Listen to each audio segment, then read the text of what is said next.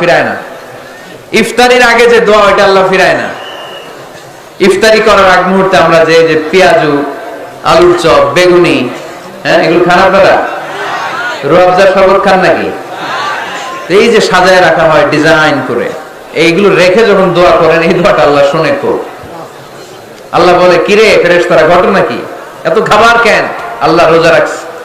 কি চায়? আল্লাহ ক্ষমা চায়। তো খায় না যে তৃষ্ণার, তো আল্লাহ আপনার ভয়।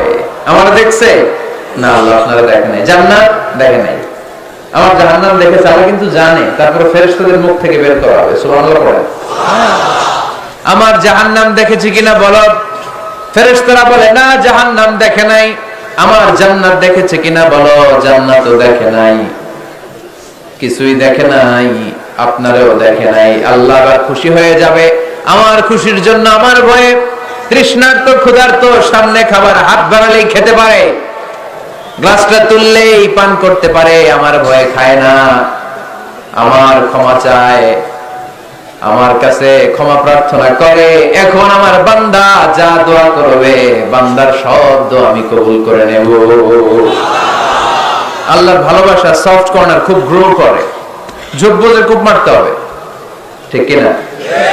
সময় মতো কাজ করতে হবে। সময়ের 1 ফোঁটা, অসময়ের 10 ফোঁটা। সময় মতো 1 ফোঁটা দিলে যেই লাভ, অসময়ে 10 ফোঁটা দিলে ওই লাভ হবে না।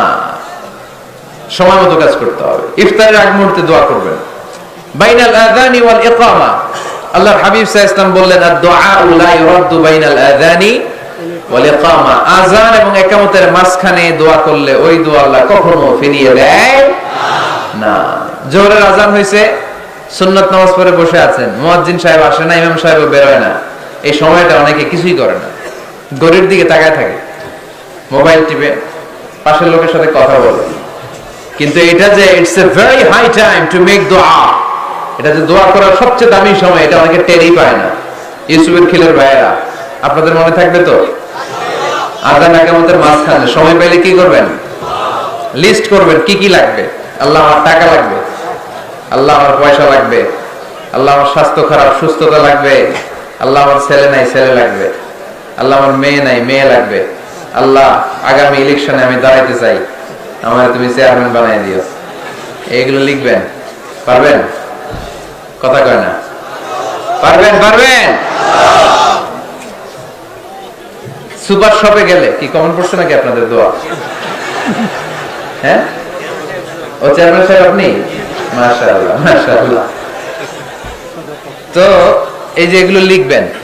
সুপার শপে গেলে কিন্তু আমরা লিস্ট করি, চাল লাগবে, ডাল লাগবে, রসুন লাগবে, পেঁয়াজ লাগবে, করি না লিস্ট? দেখেন দুনিয়ার জন্য কত কনশাস আমরা, কত সচেতন, কিন্তু আল্লাহর কাছে কি চাওয়া লাগবে ওইটা নিয়ে টেনশন নাই। লিস্ট করবেন আর চাবেন। এরপর আল্লাহর হাবিব বললেন, দুবুরাস সালাওয়াতিল মাকতুবা, প্রত্যেক ফরজ সালাতের পরে আমরা যে আল্লাহর কাছে দোয়া করি, ওই দোয়া কবুল করে কে? তাসবিহ পড়বেন আগে, এরপরে দোয়া। ওইটা আমাদের দেশে যেটা, ওইটা না। আসসালামু আলাইকুম রাহমাতুল্লাহ, আসসালামু আলাইকুম রাহমাতুল্লাহ, আল্লাহুম্মা আমিন ইয়া আরহামার রাহিমিন। আসলে এরকম একটা দোয়া আল্লাহর হাবিব কিন্তু এরকম করতেন না, সাহাবারা করতেন না। ওনারা বসে বসে তাসবিহ পড়তেন লম্বা সময়।